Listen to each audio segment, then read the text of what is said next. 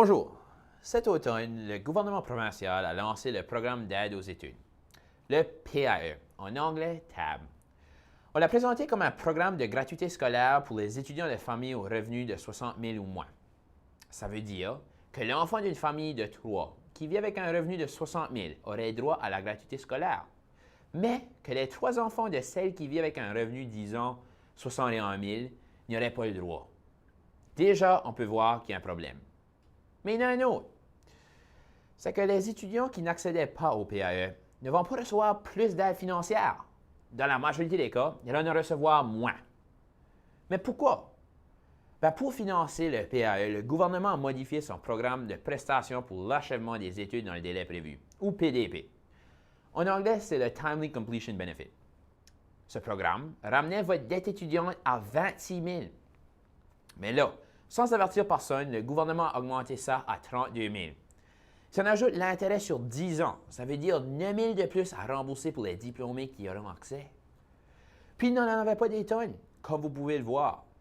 Bref, le gouvernement sauverait environ 3 millions de dollars avec ça. Le deuxième programme, c'était le rabais sur les droits de scolarité au Nouveau-Brunswick, qui vous donnait un rabais de 50 % sur vos droits de scolarité jusqu'à un maximum de 20 000 dollars. Je dis c'était, parce que là, le programme a été éliminé en 2015. À sa dernière année, le programme a remis 25,7 millions en crédit d'impôt. Ça fait que le gouvernement espérait sauver presque 30 millions en modifiant le premier programme, puis en éliminant le deuxième. Mais ce n'est pas fini. En plus de ces deux programmes-là, il y a des crédits d'impôt qui ont été éliminés. Le crédit d'impôt sur les études, qui était transférable à vos parents, et celui sur les manuels scolaires. Un autre 20 millions de parties, pour un grand total de 50 millions. Tout ça pour financer le PAE.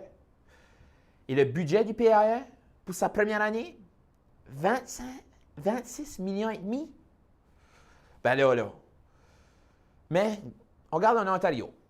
Lui a lancé un programme semblable. La subvention ontarienne pour les études assure la gratuité aux étudiants de familles dont le revenu serait de 50 000 ou moins, à partir de la rentrée de 2017. 50 000 en Ontario, 60 000 au Nouveau-Brunswick. Ça se peut-il qu'on serait plus généreux? Non. En Ontario, les bénéfices continuent de s'appliquer pour les étudiants de familles dont le revenu est de 50 000 à 110 000, en diminuant graduellement. C'est ça qui s'appelle une échelle mobile. Quand on compare les deux programmes, vous voyez bien que le PAE en rouge passait de 60 000, puis c'est fini. Tout ce qui reste, c'est la bourse d'études du Canada qui est en bleu. Et pourtant, le principe des deux programmes est le même. Rassembler toute l'aide financière pour la remettre pendant les études, pour réduire la dette à la source. Vous voulez savoir la différence?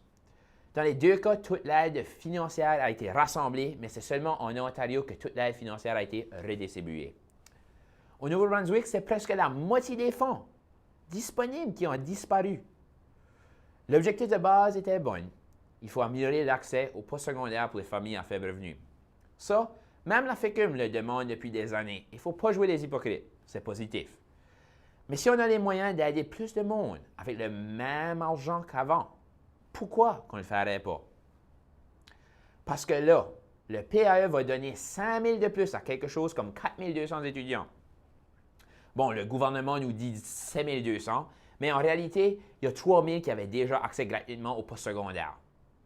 Tandis que 12 000 étudiants vont perdre entre 400 et 4 400 dollars en aide financière. Alors, il faut faire mieux que ça. Puis c'est pour ça que la FECUM recommande au gouvernement de réviser le PAE, pour que les bourses accordées par le programme suivant suivent une échelle mobile.